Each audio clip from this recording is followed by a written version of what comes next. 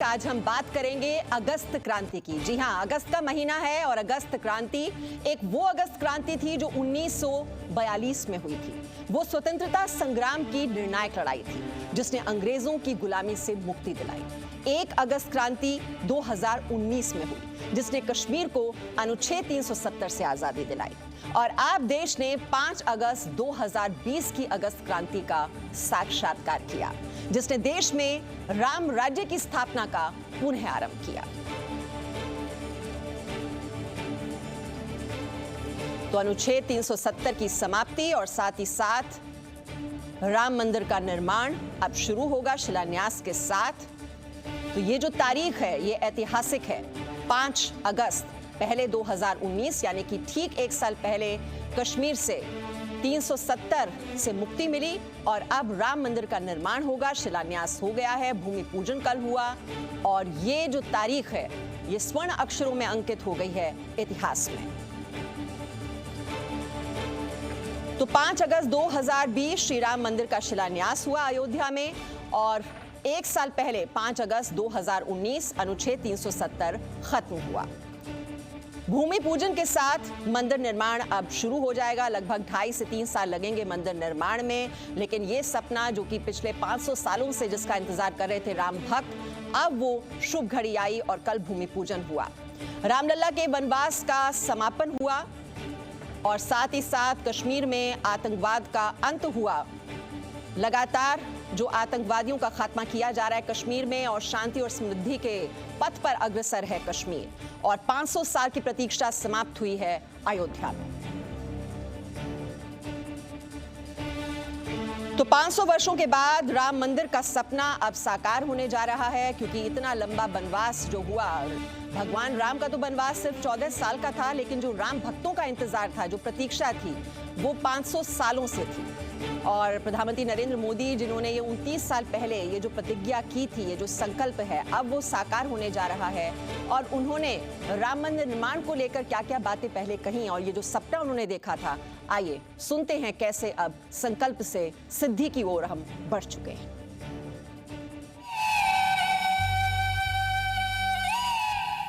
आज के इस ऐतिहासिक पल युगों युगों तक, दिग दिगंत तक भारत की कीर्ति पताका फहराते रहेंगे। आज का ये दिन करोड़ों राम भक्तों के संकल्प की सत्यता का प्रमाण है।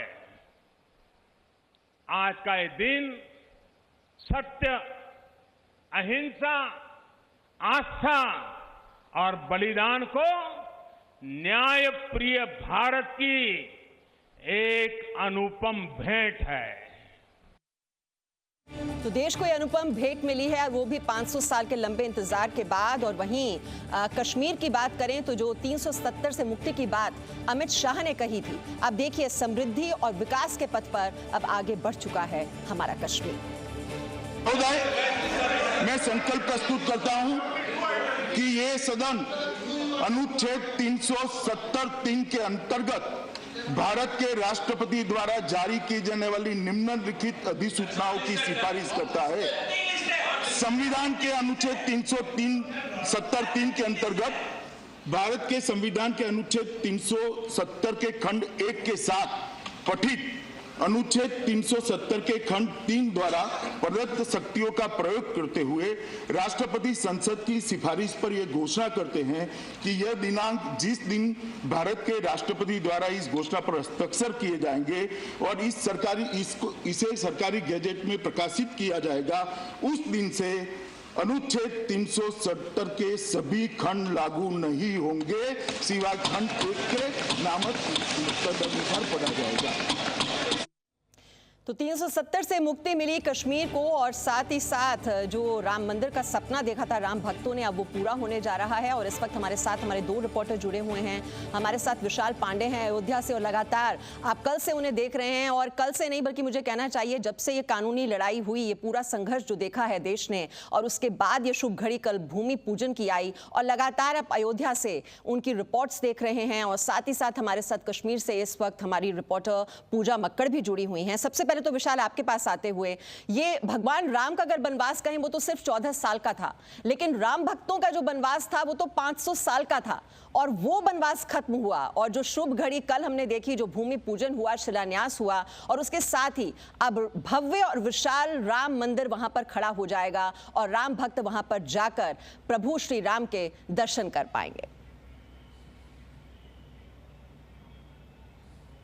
बिल्कुल, देखिए, और अब राम मंदिर पर निर्माण कार्य की शुरुआत कल से ही हो चुकी है। भूमि पूजन के बाद से समतलीकरण का काम हो चुका था, और अब जो पत्थर तराशे गए हैं, एक मंजिल का जो पत्थर तराश कर तैयार है, उन्हें कार्यशाला से श्री राम जन्मभूमि परिसर में लेकर जाया जाएगा, और नक्शा पास कराने की प्रक्रिया भी चल रही है। और अब तुरंत अब वहाँ पर राम मंदिर के निर्माण कार्य की शुरुआत हो जाएगी। जी न्यूज़ ने गर्भगृह की तस्वीरें दिखाई जहाँ पर भूमि पूजन हुआ, राम चबूतरा दिखाया, वो मिट्टी का टीला दिखाया जिससे ये नापा गया था कि कितनी दूरी पर श्री राम जन्मभूमि है, जो जहां पर गर्भगृह है, जहां पर प्रधानमंत्री नरेंद्र मोदी ने कल भूमि पूजन किया। तो राम भक्तों का इंतजार भी खत्म हो गया, भव्य राम मंदिर का निर्माण होगा। मीमांसा, देखिए, हमारे सहयोगी मनमीत गुप्ता भी हमारे साथ हैं, लगातार इन्होंने यहाँ से एक एक खबरें हम तक पहुँचाई हैं। इनसे हम जानेंगे। मनमीत, कल हम लोग अंदर गए थे श्री राम जन्मभूमि परिसर में, आपने देखा किस तरह की तैयारियां, अब मंदिर निर्माण कितनी तेजी से होगा? विशाल, देखिए, सबसे प्रमुख चीज़ ये थी कि पहले आधारशिला रखना। प्रधानमंत्री ने जब आधारशिला रख दी है, भूमि पूजन हो गया, तो मंदिर निर्माण एक प्रकार से शुरू हो गया है। क्योंकि अब जो मंदिर बनेगा वो 3 लाख घन फुट के करीब के पत्थर के बनेगा, जिसमें 1 लाख घन फुट के करीब जो है पत्थर तराशे जा चुके हैं। पहला काम ये है, राम जन्मभूमि तीर्थ क्षेत्र ट्रस्ट इन पत्थरों को अब सीधे वहीं ले जाएगा राम जन्मभूमि में, और फिर उसके बाद मंदिर निर्माण की प्रक्रिया शुरू होगी। विशाल, ये एक चीज़ और बताना चाहूँगा कि पहला काम यह है कि अभी वो सबसे पहले स्ट्रक्चर को खड़ा करने के लिए, उससे पहले वो नींव खोदेंगे, और कंक्रीट से, एक भारी कंक्रीट से वो पूरी नींव बनेगी। देखिए मीमांसा, तो अब आगे की जो प्रक्रिया है वो हम आपको बता रहे हैं। कार्यशाला से पत्थर राम जन्मभूमि परिसर लेकर जाया जाएगा। देखिए विशाल, और कश्मीर में भी देखिए 1 साल पहले वही तारीख है, लेकिन ऐतिहासिक 5 अगस्त हमने 2019 में देखा किस तरह से कश्मीर को 370 से ये मुक्ति मिली।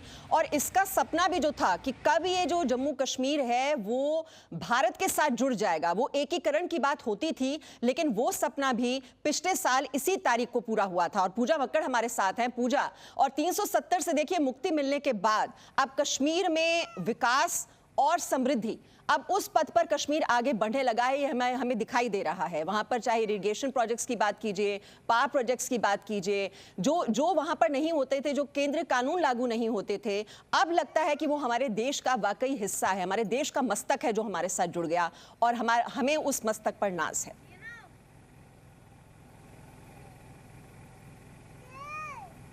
बिल्कुल मीमांसा जी, जब मैं यहाँ आई थी तो ये लगा था कि पॉजिटिव रिपोर्टिंग या विकासशील रिपोर्टिंग अगर कश्मीर से करनी होगी तो थोड़ी मुश्किलें आएंगी, लेकिन यहाँ पहुँचकर समझ में आया कि जो दूर दराज के गांव हैं, जो बॉर्डर पर लगे हुए गांव हैं, वहाँ पर ऐसी पक्की सड़कें हैं जैसे दिल्ली में आपको नज़र आती हैं।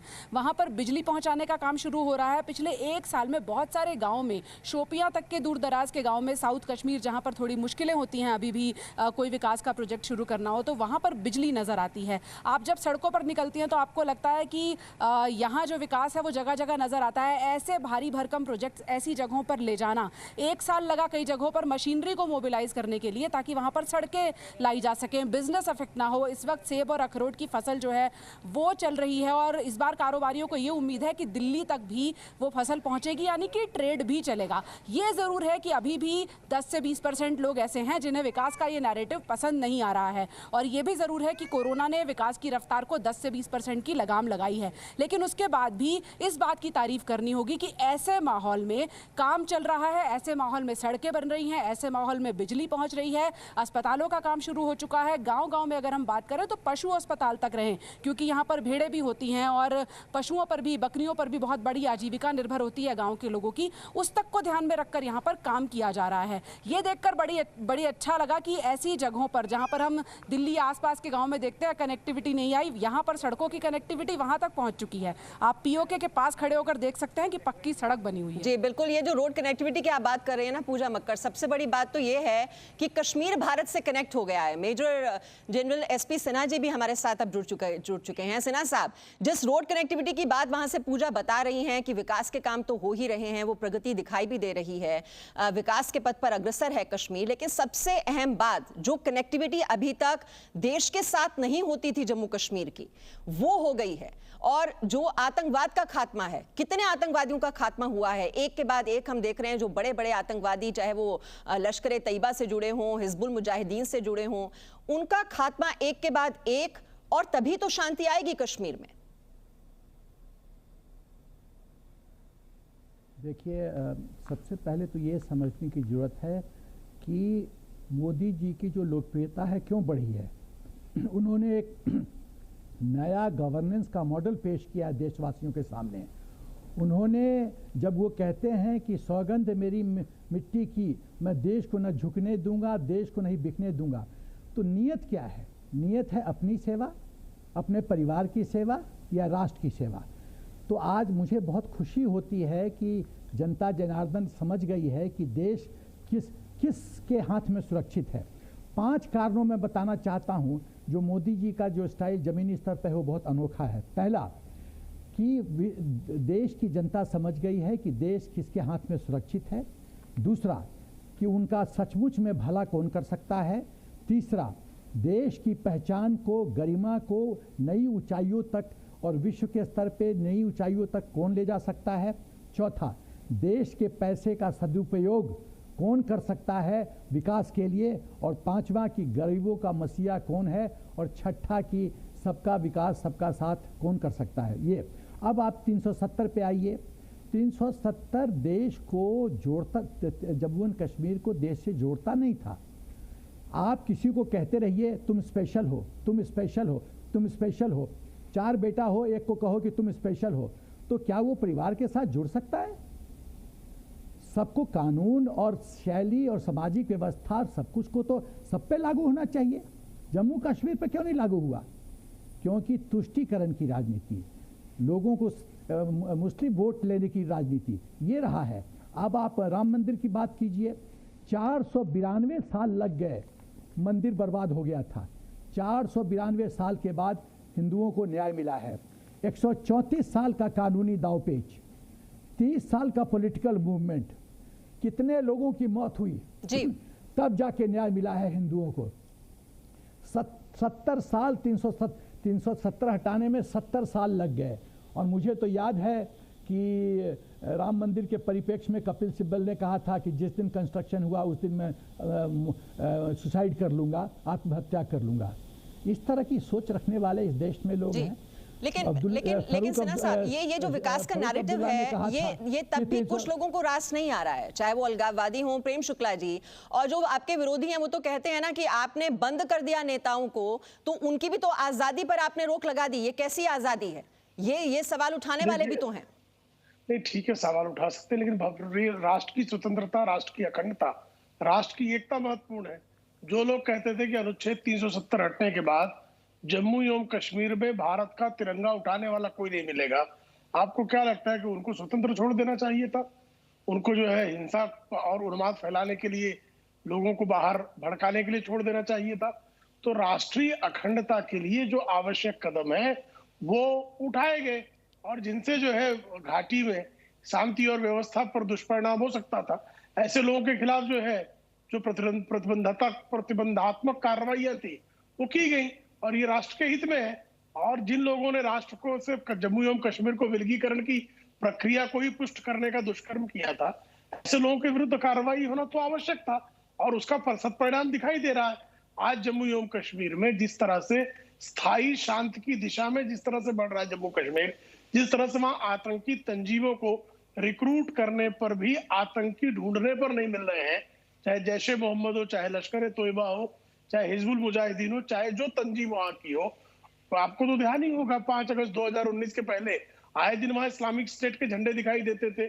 आज इस्लामिक स्टेट के झंडे नहीं फहराते ना वहां, आज तिरंगा ध्वज वहां फहराता है ना। 15 अगस्त 2019 को जब लोगों ने कहा था तो वहां पर तिरंगा नहीं दिखाई देगा, जिस तरह से गणतंत्र दिवस पर और स्वतंत्रता दिवस पर हर ग्राम, हर ब्लॉक में आपने प्रेम शुक्ला जी 15 अगस्त 2019 का जिक्र किया, और लाल किले की प्राचीर से तब प्रधानमंत्री नरेंद्र मोदी ने क्या कहा था, एक बार दर्शकों को वो सुनाना बहुत जरूरी है। आज समस्याओं को टालने का भी वक्त नहीं है, अब समस्याओं को पालने का भी वक्त नहीं है। जो काम पिछले 70 साल में नहीं हुआ, नई सरकार बनने के बाद 70 दिन के भीतर भीतर आर्टिकल 370 और 35A को हटाने का काम भारत की दोनों सदनों ने, राज्यसभा और लोकसभा ने 2/3 बहुमत से पारित कर दिया।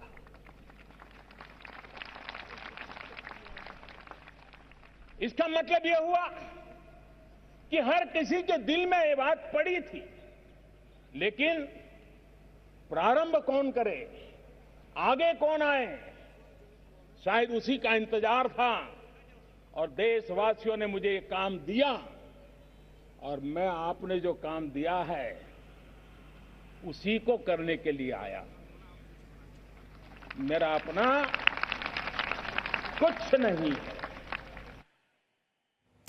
तो 370 से आजादी मिल गई कश्मीर को और साथ ही साथ अब राम मंदिर का निर्माण, जिसका सपना बरसों से देख रहे थे राम भक्त, और वो भी अब पूरा होने जा रहा है। आचार्य विक्रमादित्य भी हमारे साथ हैं। आचार्य विक्रमादित्य, ये जो सपना देखा था राम भक्तों का, वो तो पूरा होने जा रहा है, लेकिन उसको लेकर भी सवाल ओवैसी जैसे नेता उठा रहे हैं, जो हमेशा तुष्टीकरण की राजनीति करते रहे हैं, कि ये तो हिंदू राष्ट्र की नींव रखी जा रही है और ये कभी आस्था जो है वो विकास का मॉडल नहीं हो सकता।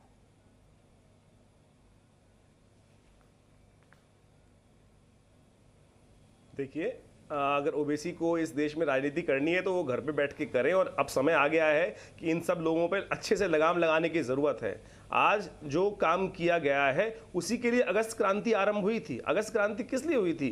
गांधी जी के द्वारा जो अगस्त क्रांति का पदार्पण कराया गया था भारत को आज़ाद कराने के लिए, भारत में राम राज्य स्थापित करने के लिए। आज उसके लिए जो आज़ादी के बाद काम नहीं किए गए वो आज हो रहे हैं। आज हमारा सौभाग्य है कि जिस लिए राम राज्य की बात की गई कि सबका साथ सबका विकास, वो मोदी जी ने करवाया और वो हो रहा है। आप माने सबको शौचालय मिलने शुरू हुए। 70 साल तक शौचालय नहीं दिए गए इस देश के अंदर। राम राज्य की बात जो गांधी जी ने की वो व्यवस्था नहीं की गई। सबको शिक्षा देने की व्यवस्था करने की बात की गई थी, वो नहीं की। आज वो आरंभ हो रही है। आज वो वास्तविक तौर पे अगस्त क्रांति है। आज वो नया सूर्य उदय हो रहा है। स्वास्थ्य नहीं दिया गया। सोचें, स्वास्थ्य के मामले में जो व्यवस्थाएं कर दी गई थी, आज वो स्वास्थ्य मिलना आरंभ हुआ। लोगों को स्वास्थ्य बीमा किया गया। और तो और हमारे देश के अंदर सुरक्षा व्यवस्था किस प्रकार की थी? राम राज्य वो होता है कि जहां पर जो परिक्रमा गांधी जी ने की और 70 साल तक क्या किया गया, आत्मनिर्भर नहीं बनाया गया देश को। आज हमारे पास क्या क्या नहीं, राफेल हमारे पास अब आया।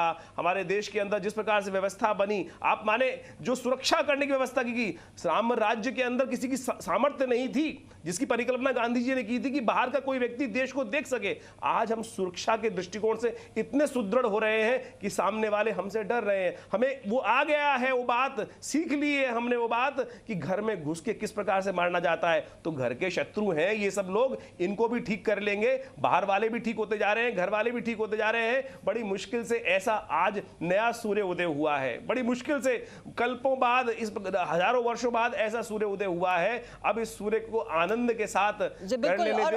और ये जो सवाल उठाने वाले हैं, हमारे साथ विशाल हैं। विशाल क्योंकि अयोध्या की गलियों में इतना ज्यादा घूमे हैं, इतना अनुभव उनका अयोध्या का रहा है। विशाल, आपने तो खुद देखा है, गली गली घूमे हैं आप अयोध्या में। और ये सिर्फ राम मंदिर का निर्माण नहीं हो रहा है, वहां पर अयोध्या का भी तो विकास होगा।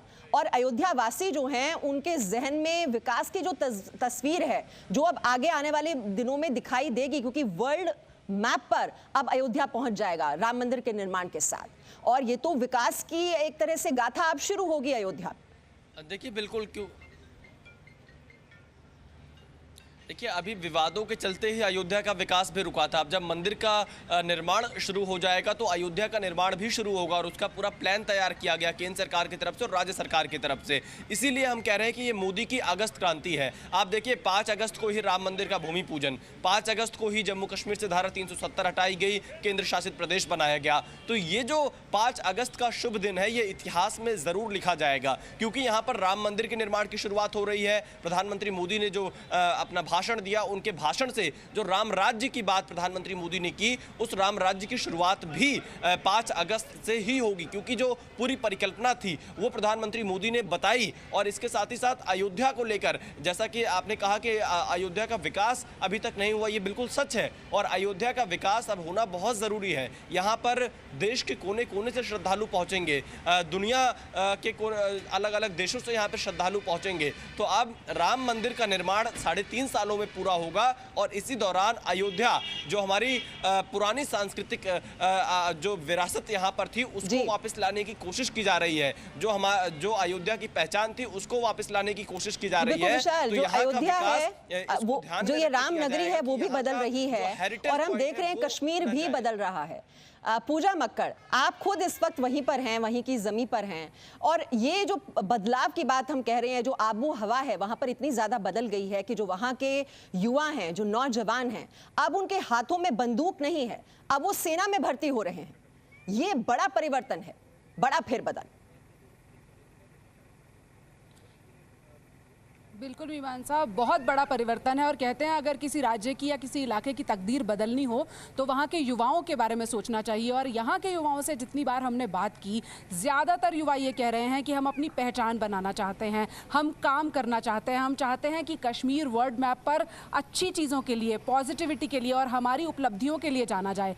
पिछले साल जब अनुच्छेद 370 हटाया गया, 35 से हटाया गया, तो थोड़ी बहुत पत्थरबाजी हुई, अलगाववाद के कुछ निशान नजर आए, लेकिन उसके बाद ही सरकार ने तेजी से ऐसे कड़े फैसले लिए कि वो सब चीजें बंद होती चली गई। और आज 370 खत्म होने के 365 दिन बाद जब आज मैं यहाँ खड़ी हूँ तो हम ये कह सकते हैं कि ऐसी तस्वीरें जहाँ पत्थरबाजी नजर आती हो, अलगाववाद की निशान नजर आते हो, बहुत कम हो गए हैं। और मोदी सरकार के दूसरे कार्यकाल को अगर हम देखें मीमांसा जी, तो पहली बार जब सरकार चुनकर आई और दूसरी बार जब इलेक्शन लड़ने के लिए आई, तो जब हम लोगों से बात करते थे, जनता के बीच जाते थे, तो ये कहा जाता था कि भाई राम मंदिर का वादा किया था सरकार ने, बना नहीं है, कश्मीर की समस्या सुलझाने का वादा किया था। और आप देखिए, सबसे पहला फैसला सबसे पहले कश्मीर से किया गया, दूसरा फैसला अयोध्या से किया गया, राम मंदिर भी बना और वो अनुच्छेद 370 भी हटा, जिसे लेकर यहाँ के नेता ये कहते थे कि अगर हाथ लगाया तो आग लग जाएगी। लेकिन एक साल बाद हम यहाँ खड़े हैं, आग तो नहीं लगी लेकिन विकास की आग जरूर लगी है, रफ्तार जरूर पकड़ी है विकास ने। और श्रीनगर का जो युवा है वो आज ये कहता है कि बस अब ये कोरोना काल खत्म हो